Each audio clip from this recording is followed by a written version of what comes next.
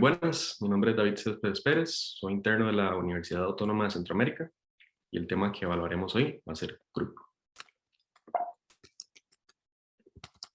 Bueno, iniciando con el cronograma, en lo que nos enfocaremos el día de hoy va a ser las generalidades de la enfermedad, su epidemiología, sus causas etiológicas, su respectiva clasificación, los factores de riesgo, la fisiopatología, las manifestaciones clínicas más características, su diagnóstico, cómo se maneja y el tratamiento, una revisión de casos actuales y las conclusiones.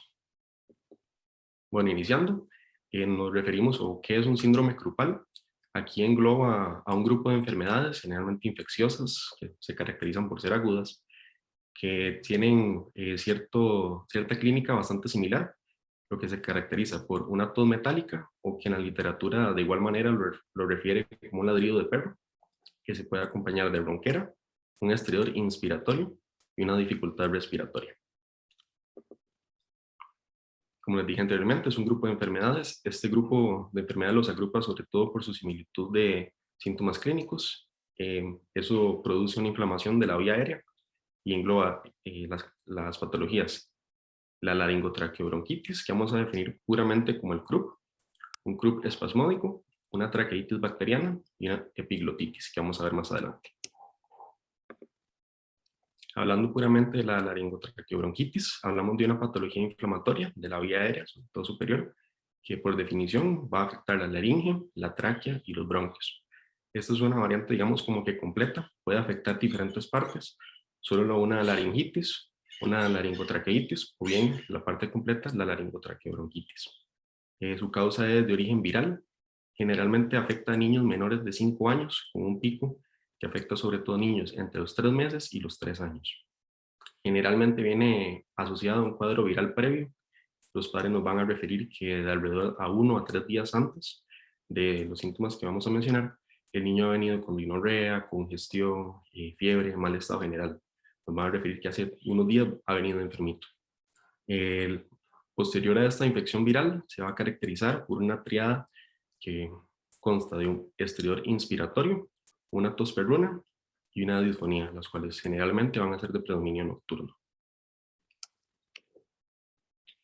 Hablando un poquito de la epidemiología, bueno, estos datos son de la Universidad de Yale, que datan cómo corresponde la enfermedad, sobre todo en los hospitales de Connecticut.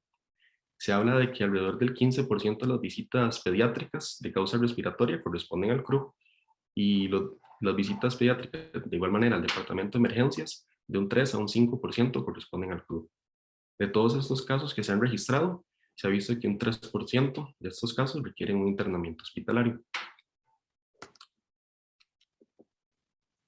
Hablando un poquito del porcentaje de casos, vemos que tiene una predisposición para los varones en un 65% y en las mujeres en un 35%. Si se sacara un promedio en el cual podría afectar a cada uno de los géneros, vemos que el promedio de edad que afecta a los varones corresponde a 2 años y 6 meses, mientras que las mujeres afecta generalmente al año con 11 meses. Aquí hay una tablita que ejemplifica un poquito mejor cuál es el rumbo de la enfermedad, sobre todo al paso de los meses. Vemos que tiene mayor tasa de incidencia en el segundo semestre del año, sobre todo en edad lluviosa. Vemos que a partir de julio comienza a aumentar los casos hasta llegar a octubre, en el que vamos a tener un pico. En octubre se dice que es el mes con más casos. Posterior a esto va decreciendo un poquito. Unos datos sobre epidemiología. Bueno, se habla que el 85% de los casos corresponde a un CRUP moderado y por dicha solo un 1% corresponde a un CRUP severo. Esto es bastante importante, sobre todo a la hora del manejo y el tratamiento, ya que vemos que un CRUP moderado, el porcentaje es bastante grande, por lo que debemos sobre todo enfocarnos en estos casos para saber cuál es su adecuado manejo, ya que es lo que más vamos a ver en consulta. Bueno, también nos dicen que un 15% de los pacientes han referido un antecedente de CRUP y un 6.4% de los pacientes presenta un CRUP recurrente, que se va a definir como 2 o más episodios en los cuales la enfermedad se ha presentado en el paciente. Bueno, su etiología. La vamos a dividir en viral y bacteriano-fúngica, siendo la viral la más importante. Se habla también de que puede ser bacteriano-fúngica, pero los estudios los pensamientos se creen más que todo de que cuando es una causa bacteriana, sobre todo se habla que es una sobreinfección sobre un tejido ya dañado. En estos casos, como les dije, la viral va a ser el más usual, siendo el virus de la parainfluenza tipo 1, 2 o 3 el agente etiológico más predisponente en un 65 a un 75% de los casos. De igual manera, otros agentes virales que nos pueden afectar al paciente van a ser la influenza tipo A o tipo B, el adenovirus, el virus sincitial respiratorio o el virus del sarampión. En bacterianas o fúngicas, que no es lo más usual, pero de igual manera podría ser causado por un Staphylococcus aureus, un Streptococcus pneumoniae, Haemophilus influenza, Corynebacterium diphtheria, sobre todo en pacientes que no han sido inmunizados, de aquí la importancia del esquema de vacunación, o bien por una Candida albicans, sobre todo se ha visto más en pacientes que son inmunosupresos. Bueno, ¿cómo vamos a clasificar la enfermedad? Sobre todo se habla de dos tipos de CRUP, un CRUP viral, que es el más usual, que es el que nos vamos a enfocar hoy, y un CRUP espasmódico. Hablando un poquito del cuadro viral, como les dije anteriormente, presenta antecedentes de una infección viral con rinorrea, congestión, fiebre, mal estado general. Va a tener sobre todo un empeoramiento nocturno, la triada que les hablaba anteriormente, de un exterior inspiratorio, una tos perruna y una disfonía, generalmente aparecen en la noche. Y en relación al grupo espasmódico, bueno, se habla de que hay un antecedente familiar importante. La diferencia es que este es de inicio súbito, no procede, no tiene pródromos de una infección viral previa. De igual manera, tienen predominio nocturno, pero los padres nos van a llegar diciendo de que le inició hoy, que el niño no ha estado enfermo, ni en la familia han habido casos de pacientes enfermos tampoco. Bueno, un poquito del grupo espasmódico. Afecta a niños, sobre todo entre el año a los 3 años de edad.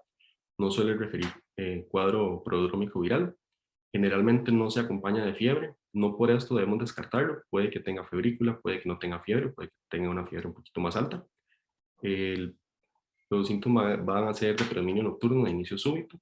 De igual manera van a tener la triada clásica, que en el cuadro viral, y se ha hablado de que hay un factor importante en los antecedentes familiares cuando se habla de un grupo espasmódico.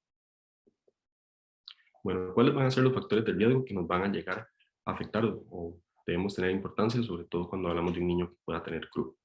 Bueno, que tenga menos de 3 años, que tenga una historia previa de una obstrucción de la vía aérea, sobre todo superior, que tenga bajo peso al nacer, que no le hayan dado suficiente lactancia materna, fumadores dentro de la casa, que algún familiar sea el que fuma y cataloguemos a este niño como un fumador pasivo, que tenga infección de las vías aéreas superiores a repetición y que asista a guarderías, que este va de la mano de la última, ya que al asistir a guarderías se ha visto que aumenta la incidencia de infecciones de vía aérea superior.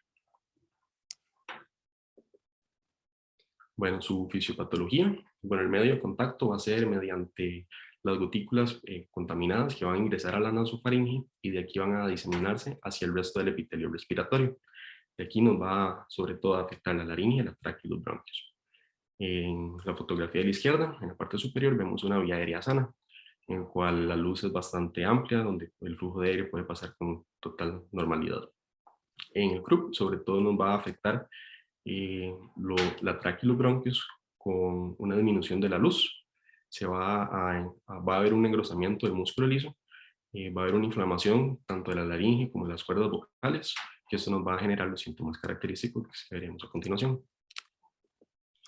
En esta fotografía, en la parte inferior, vemos una vía aérea normal, donde no hay eritema, las cuerdas vocales se ven íntegras y el paso de aire a través de la vía aérea se nota que está permeable y que tiene gran espacio. En la parte superior vemos una laringe edematizada y eritematosa. Vemos las cuerdas vocales inflamadas y un poquito inferior de donde está la flecha, vemos por donde pasa el aire en la vía aérea, que va a tener una estrechez bastante importante. Bueno, se habla de un estridor en estos casos, cuando el flujo del aire, cuando pasa a través de la vía aérea, va a ser turbulento. Esto de igual manera se debe a la inflamación y eso va a causar el ruido característico que puede ser audible, tanto con estetoscopio o en casos un poquito más severos, es audible nada más se escucha así, digamos, bien al aire libre. Acá hay un pequeño flujograma que nos ejemplifica cuál es el paso a paso de la infección. Una vez que hay una infección viral, esto nos va a afectar sobre todo a la inflamación de la vía aérea o del área subglótica. Si iniciamos con la vía aérea, puede haber una disminución de la ventilación, que en casos un poquito más graves nos puede llevar a una hipoxemia. Esto puede progresar a una insuficiencia respiratoria, pero si lo tratamos mediante oxigenoterapia, podemos normalizar la presión arterial de oxígeno. Y si nos vamos un poquito al área subglótica, de igual manera, cuando hay una inflamación en esta área, vamos a ver que va a disminuir el flujo del aire, nos va a aumentar el esfuerzo respiratorio, que esto puede llevar a una fatiga del niño y eventualmente a una insuficiencia respiratoria. Pero si aumentamos la ventilación y tratamos de normalizar el caso, de igual manera podemos normalizar las presiones arteriales de oxígeno. Bueno, la clínica, como les dije anteriormente, vamos a hablar sobre todo de una tríada clásica. De igual manera van a haber otros síntomas que hablaremos más adelante, pero lo que siempre no se nos puede olvidar es el estridor inspiratorio, la tos perruna o metálica y una disfonía del paciente. Como les dije anteriormente, el estridor inspiratorio sobre todo es un ruido de tono agudo. Generalmente se caracteriza por ser de tipo inspiratorio, aunque puede ser bifásico. Y esto se produce por el flujo del aire turbulento cuando pasa a través de una vía aérea que es un poquito más estrecha. La tos perruna, de igual manera, es cuando el aire pasa a través de la vía aérea cuando es un poquito más estrecha y de manera turbulenta, afectando sobre todo la inflamación de las cuerdas vocales. Y la disfonía es similar. Se debe a la poca entrada de aire, sobre todo cuando el niño o habla o se alimenta. Debido al edema y a la inflamación es que presenta esta característica clínica. Acá hay un pequeño video, sobre todo ejemplificando cuáles son los sonidos, tanto el estridor inspiratorio como la tos perruna, ya que me parece importante recalcar cuáles son los sonidos, porque muchas veces hablamos nada más de las características, pero no nos enfocamos en cómo son realmente ya en la práctica.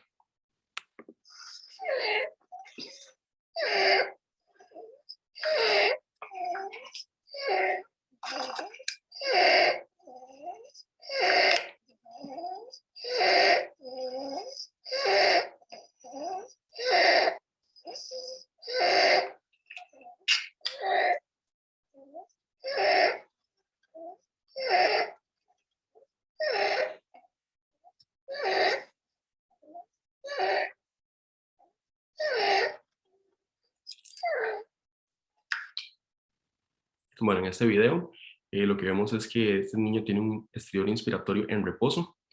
Podemos clasificarlo que si tiene un estridor inspiratorio en actividad física, o sea, si el niño se presenta despierto, tal vez un poquito asustado, se nota que está como un poquito cansado, o en esos casos que los niños están durmiendo, en este caso un poquito más grave, ya que vemos el esfuerzo respiratorio que está haciendo durmiendo, que tiene movimientos abdominales. Y ese es el video sobre la tos metálica o perruna. Sí.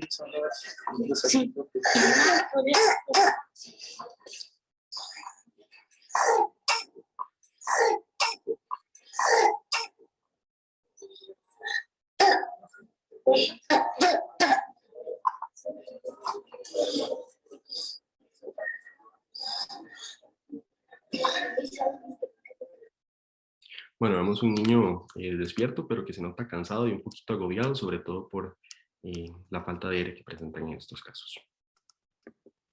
Bueno, otros síntomas que también se pueden acompañar van a ser el aleteo nasal, las retracciones, hacer acá o ver la importancia en estos casos, ya que podemos clasificar las retracciones como leves, moderadas o severas, siendo las severas o en este caso las que más nos deberían llamar la atención, las retracciones supraclaviculares, supraesternales o las externales. O bien también puede acompañarse de cianosis, pero eso sobre todo es en casos ya más avanzados, como en la fotografía observamos una cianosis peribucal. De igual manera, acá es un cuadro ejemplificativo de qué es lo que afecta sobre todo el croup. Acá marcándose del lado izquierdo, la laringe, la tráquea y los bronquios. Se nota una inflamación sobre todo de la vía aérea, de las cuerdas vocales, que esto va a ser lo que nos dé la clínica del paciente. Vemos acá una niña tosiendo y recordar que los síntomas generalmente son de predominio nocturno. ¿Por qué esto sobre todo decimos que es una enfermedad de niños? Bueno, el área subglótica, que en este caso es la parte afectada, es la parte más estrecha de la vía aérea en los niños. Se dice que conforme los niños van creciendo, de igual manera la vía aérea va creciendo y es un poquito menos sensible a estos cambios que en niños producen tantos problemas. Bueno, a la exploración física, ¿qué es lo que vamos a encontrar en el paciente? Bueno, vamos a ver un niño con dificultad respiratoria, como vemos en la fotografía, que puede tener retracciones o movimientos abdominales. Va a tener la tos característica. Generalmente se habla de que tiene una febrícula de una temperatura corporal cercana a los 38 grados. De igual manera, la literatura habla de que puede haber una fiebre mucho más acentuada o bien nos puede llegar un niño sin fiebre del todo. A la auscultación vamos a escuchar una disminución del murmullo vesicular y la importancia aquí de la auscultación no solo por escuchar al niño con el estridor, por la tos, sino que muchas veces cuando auscultamos al paciente y escuchamos una disminución del murmullo vesicular, deberíamos también hacer o ver la importancia de que escuchamos, ya que si prácticamente no escuchamos ningún ruido, es que la vía aérea está tan cerrada que en el aire no logra pasar a través de este niño. Y bien, de manera compensatoria podemos encontrar un niño con taquipnea. El diagnóstico. Bueno, eso es una parte importante, sobre todo para evitar los errores y llegar a un adecuado manejo. El diagnóstico se basa meramente en la clínica. A partir de los hallazgos que vayamos a encontrar en el examen físico, vamos a clasificar la patología dependiendo de diferentes escalas que veremos a continuación. Pero se habla de un Krupp leve cuando hay una tos perruna, un estridor en actividad física, o sea, el niño se encuentra despierto y lo encontramos con una dificultad respiratoria leve. Un Krupp moderado cuando hay un estridor en reposo, de igual manera taquipnea de manera compensatoria, una dificultad respiratoria moderada y puede presentar dificultad para hablar o para alimentarse. Y un Krupp severo cuando tenemos de igual manera un estridor en reposo, dificultad para hablar o para alimentarse, pero vamos a encontrar en estos casos signos de hipoxemia, como les dije anteriormente, una cianosis peribucal, y también podemos encontrar en un niño una disminución del estado de conciencia. Esos son datos importantes para de una vez pensar en que este Krupp puede ser grave o severo. Por dicho, solo un 1% de los casos, no es lo usual, pero sí son aspectos a tomar en cuenta. Bueno, vamos a tener dos escalas de clasificación, la escala de Taussig y la escala de Wesley, siendo la de Wesley actualmente la más utilizada, pero veremos ambas. Iniciando con la escala de Taussig, va a ser una escala de 0 a 3 de puntaje que va a clasificar 5 características. El estridor, la entrada de aire del paciente, el color, o sea, si presenta cianosis o no, qué tales son sus retracciones, si no tiene, si son leves, moderadas o severas, y el nivel de conciencia del mismo. Según el puntaje que obtengamos, si tenemos un puntaje menor a 5, lo vamos a clasificar como un Krupp leve, de 5 a 8 un Krupp moderado.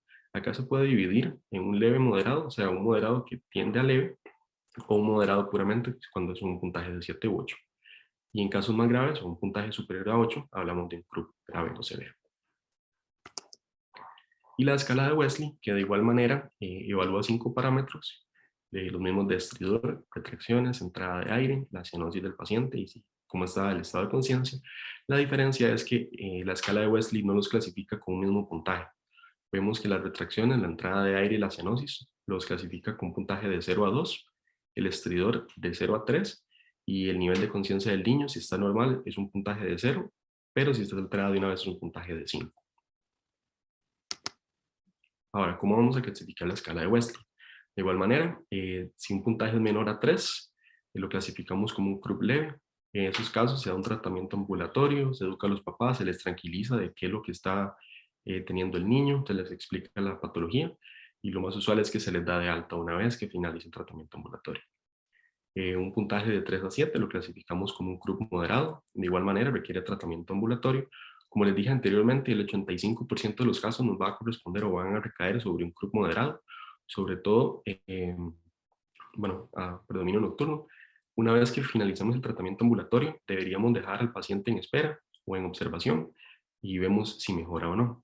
Si tiene una mejoría, lo podemos dar de alta. En caso de que no mejore, le podemos incluir otros tratamientos que veremos a continuación. Y en caso de que no tenga una mejoría después de eso, se debería hospitalizar al paciente. O de igual manera, si tiene un puntaje mayor a 7, hablamos de un Krupp grave. En estos casos iniciamos tratamiento y lo más importante es estabilizar al paciente y generalmente requieren de una hospitalización. Bueno, los exámenes complementarios nos van a servir sobre todo de apoyo. Recordar que estas no son la base del diagnóstico, por lo cual no debemos retrasar el manejo a esperas de exámenes complementarios. Los más utilizados van a ser las radiografías, las oximetrías de pulso y los gases arteriales. Recordando que las oximetrías de pulso y los gases arteriales solo se van a ver afectados en los casos severos. Dentro de la normalidad, si tenemos un niño con un CRUB leve o moderado, no vamos a notar cambios, ya que el intercambio gaseoso va a estar normal. Hablando un poquito de las radiografías, la que nos va a ser de mayor utilidad o la que más información nos va a aportar va a ser la radiografía anteroposterior cervical. En esa radiografía podemos encontrar diferentes signos, el signo del reloj de arena o del campanario, o bien el signo de aguja o de punta de lápiz. Esos signos nos van a orientar al diagnóstico de una laringotraqueobronquitis, pero solo se presentan en el 50% de los casos, por lo cual si nos llega una radiografía normal, no debemos descartarlo, ya que esos signos no siempre están presentes. Y de igual manera, hacer la importancia, o decir la importancia, de que la presencia de estos signos o no, no nos va a indicar una severidad de la enfermedad. Recordar que esos son exámenes complementarios, el diagnóstico es meramente clínico y no debemos retrasar el manejo del paciente a esperas de una radiografía. Acá les dejo ambas radiografías. La radiografía de la izquierda, vemos el signo de aguja o de punta de lápiz. Donde está la flecha, vemos una disminución de la vía aérea, una estrechez debido a la inflamación. Y en la radiografía derecha vemos de igual manera una estrechez de la vía aérea en la parte central, pero con una abertura en la parte superior o en la parte inferior. A eso se le llama signo de reloj de arena. Bueno, los diagnósticos diferenciales. ¿Qué es lo que también debería brincarnos a la cabeza o qué es lo que deberíamos pensar en los pacientes que tengan CRUB? Bueno, nos debe venir a la cabeza cualquier otra infección o cualquier otra patología de la vía aérea superior, y las más usuales en estos casos van a ser el resto de enfermedades que engloban el síndrome crupal, como son la epiglotitis y la traqueitis bacteriana. De igual manera, hay un sinfín de diagnósticos diferenciales, otros que siempre deberíamos tener presente, es si el niño ha ingerido algún cuerpo extraño o bien si ha tenido algún traumatismo a nivel cervical o del cuello. Bueno, hablando un poquito de la epiglotitis, por definición, es la inflamación de la epiglotis. Generalmente es causado por el Haemophilus influenza tipo B, y este va a afectar niños generalmente entre los 2 y los 7 años. De igual manera, con las inmunizaciones, se ha visto que otros agentes etiológicos como el Staphylococcus aureus, Streptococcus pyogenes, Streptococcus pneumoniae o algún tipo de Haemophilus influenza no tipificable también pueden ser otras causas posibles. Bueno, el cuadro va a ser similar, va a presentar un estridor inspiratorio, a diferencia de que este cuadro generalmente es de inicio súbito y no presenta tos. El tratamiento se da mediante antibiótico-terapia, se da ceftriaxona intravenosa a dosis de 50 miligramos por kilo al día durante 5 o 7 días. Y la traqueitis bacteriana, en este caso, de igual manera, es una inflamación de la tráquea, generalmente causada por la bacteria Staphylococcus aureus. Afecta a niños en los mismos rangos de edad del CRUB, entre los 3 meses a los 3 años, a diferencia de que, de igual manera, aunque presenta un estridor inspiratorio, se va a presentar una tos productiva. De igual manera, el tratamiento se basa con una antibiótico-terapia de ceftriaxona intravenosa a dosis de 50 miligramos por kilo al día durante 5 a 7 días. La importancia del esquema de vacunación en estos casos, bueno, muchas personas tal vez pensarán que qué tienen que ver las vacunas, sobre todo en un cuadro viral que va a ser autolimitado. Bueno, en esos casos lo que nos va a dar es un panorama más amplio o nos va a enrumbar a realizar un diagnóstico correcto. ¿Por qué? Bueno, deberíamos enfocarnos sobre todo, la importancia de todas, pero sobre todo en esos casos de estas 3 vacunas. La Haemophilus influenza tipo B, la del neumococo y la de la influenza estacional. La importancia de estas vacunas sobre todo recae que se administran, digamos, se suponen, entre los 2 a los 6 meses. Luego va a tener unos refuerzos, pero lo importante es siempre que nos llegue un paciente, preguntarle a los padres cómo está el cuadro de vacunas de este niño. Por poner 2 ejemplos. Si nos llega un niño de 1 año, que ya debería tener las vacunas al día, si los padres nos indican, él siempre ha tenido las vacunas al día, lo llevamos bien. Bueno, pues debemos pensar en un CRUB, generalmente si el cuadro nos orienta los síntomas a esta patología, ya que el viral, todas las vacunas las tienen al día. El panorama es un poquito diferente si de igual manera nos llega este niño de 1 año y los padres nos indican que no tiene ninguna vacuna. Entonces nosotros pensamos que un niño de 1 año o de 2 años, por ejemplo, que tal vez nos pueda orientar tal vez a otro diagnóstico diferencial como una epiglotitis y vemos que no tiene la vacuna sobre hemófilos influenza tipo B, que es el agente causal más usual, también nos deberían encender signos de alarma y pueden ser los otros diagnósticos diferenciales. Otras causas de estridor, sobre todo estridores persistentes, que debemos siempre tener en cuenta. En este cuadrito lo va a clasificar, sobre todo si es una obstrucción laringea, si es una obstrucción o una enfermedad traqueobronquial o de otras causas. En esos casos podemos de igual manera pensar en una laringo o en una traqueomalacia, que este va a ser sobre todo una afectación, sobre todo a nivel cartilaginoso, de estructuras que no se forman correctamente o bien son un poquito más laxas de lo normal. De igual manera, siempre pensar en un cuerpo extraño, algún tipo de fístula traqueosofágica en niños eh, casi que recién nacidos que tengan alguna anormalidad estructural o entre otras características. Bueno, el manejo del tratamiento. ¿Qué es lo que vamos a hacer? Bueno, el tratamiento va a depender del estadiaje o de la clasificación del club que tenga este paciente, pero siempre el pilar fundamental del tratamiento va a ser la permeabilidad de la vía aérea. En este caso nos vamos a basar en la escala de Wesley para proceder a clasificar al paciente y de ahí evaluar cuál va a ser el tratamiento a seguir. Como anotación, prácticamente todos los pacientes, independientemente de si recae un CRUB leve, moderado o grave, se va a administrar un glucocorticoide. En este caso, lo que utilizamos es dexametasona intramuscular a dosis de 0.6 miligramos por kilo. Recordar que la dosis de dexametasona no debe sobrepasar los 10 miligramos. Bueno, hablamos de un CRUB leve, cuando tranquilizamos a los padres, se le da la dexametasona, evaluamos al paciente qué tal avanza y luego se le puede mandar de alta. Generalmente no requiere ningún riesgo y resuelve rápidamente. Un CRUB moderado, en estos casos de igual manera administramos la dexametasona, evaluamos posteriormente, le podemos dejar al niño en observación un tiempo y si el niño no ha mejorado del todo, podemos iniciar una nebulización con epinefrina a dosis de 0.5 mililitros por kilogramo de peso. Esto se diluye en un suelo fisiológico en 5 mililitros y la dosis del medicamento no debe pasar los 5 mililitros. Hablando un poquito de la epinefrina, ¿qué es el efecto que este tiene en el cuerpo? Bueno, este tiene un efecto vasoconstrictor, por lo cual se logra una reabsorción de los líquidos en el espacio intersticial, lo que nos lleva a una disminución del edema.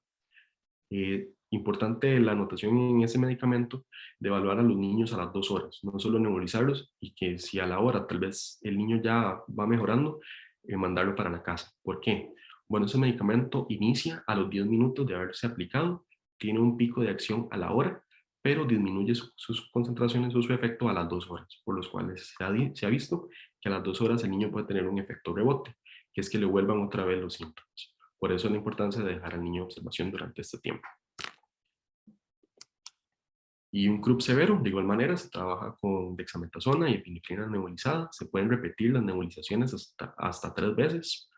Si hay falta de respuesta, si vemos que un niño no tiene mejoría o incluso sigue peor, se busca internar al paciente o en casos más graves, se busca intubar al paciente y referirlo a la unidad de cuidados intensivos. En estos casos puede recibir oxigenoterapia si presenta algún tipo de cianosis o la intubación en casos mucho más graves.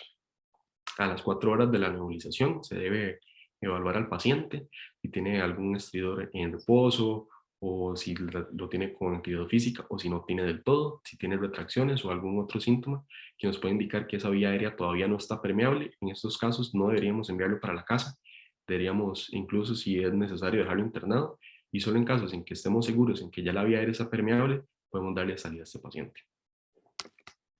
Aquí ejemplifica un poquito mejor un esquema de qué es lo que debemos hacer. En caso de un CRUB leve, la aplicación de dexametasona a 0.6 miligramos por kilo intramuscular. Ahora, hacer la anotación aquí que la literatura habla de dosis de 0.15 a 0.6 miligramos por kilo. Según las guías que se tienen en el hospital de niños, utilizamos la dosis de 0.6, pero si lo vemos en otros diagramas o en otros esquemas, de igual manera es correcto tal vez utilizar una dosis un poquito menor de 0.3, que es lo que he visto que también se ponen diferentes guías en los casos leves.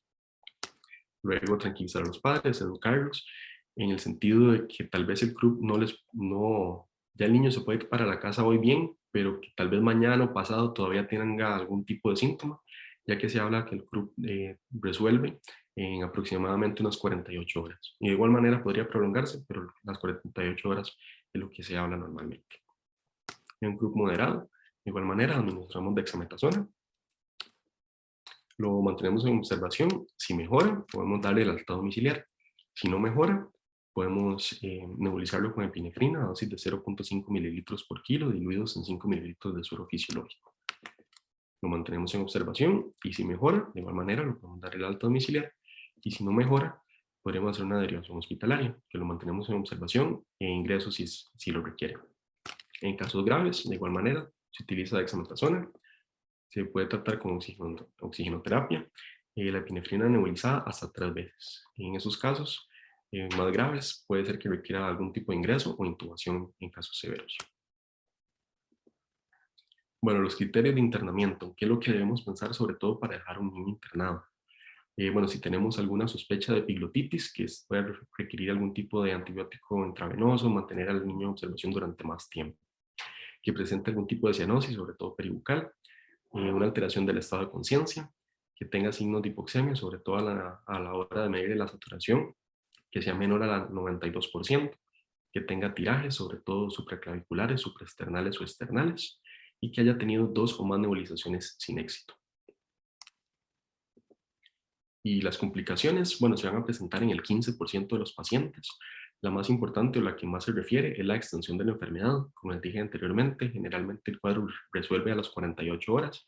Puede ser que el niño tenga los síntomas 1 o 2 noches posteriores, pero las complicaciones generalmente se asocian a que este cuadro puede no resolver a los 2 días y tardar un poquito más en resolver.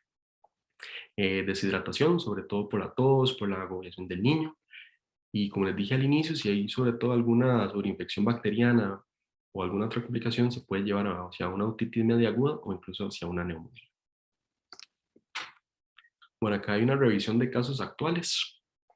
Bueno, en un estudio del año pasado, del 2020, se evaluó a pacientes que tienen CRUB recurrente y se comparó a los pacientes con CRUB recurrente que tienen enfermedad del reflujo gastroesofágico comparado con aquellos que de igual manera tienen CRUB recurrente pero no tienen enfermedad del reflujo gastroesofágico. A los pacientes con reflujo se les trató con ranitidina y metoclopramida en un periodo de 6 a 9 meses y se vio que en estos pacientes que reciben este tratamiento hubo una disminución de las afectaciones del CRUB recurrente en relación a los que no reciben este tratamiento. Aún está bajo investigación, se desconoce la causa, pero sí se ha visto una disminución de las afectaciones del niño. Y de igual manera, en otro estudio realizado en Oklahoma, de igual manera se evaluó a los pacientes con CRUB recurrente en comparación a los que tienen enfermedad del reflujo contra los que no, y no se hallaron hallazgos importantes a la hora de hacer una broncoscopía.